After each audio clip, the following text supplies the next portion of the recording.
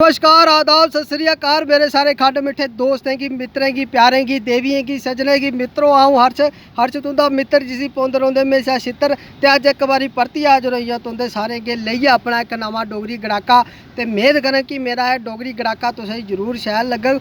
अज मैं गल करना अपने एक मित्र दी बड़े खास मित्र दी जड़ा बड़ा गै सीधा सादा जड़ा गॉड गिफ्टिड है बड़ा गै भोला मानस ओदी बेचारे दी रब दी दिया कन्नै खड़ा केड़े अच्छे कर्म कीते उन्हें बेचारे दी नौकरी लगी पिछले महीने फायर ब्रिगेड च।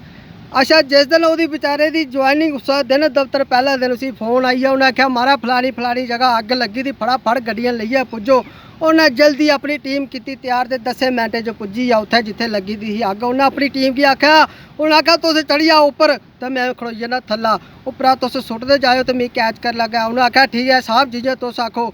ओदी बेचारे टीम चढ़ी उपर तो आप खड़ोइए थल्ले। सारे कोला पहले उन्हें एक जगत सुट्या उन्हें बेचारे ने कैच कर लिया। उसदे बाद उन्हें एक जनानी सुट्टी उन्हें वह भी दौड़िए कैच करी ली।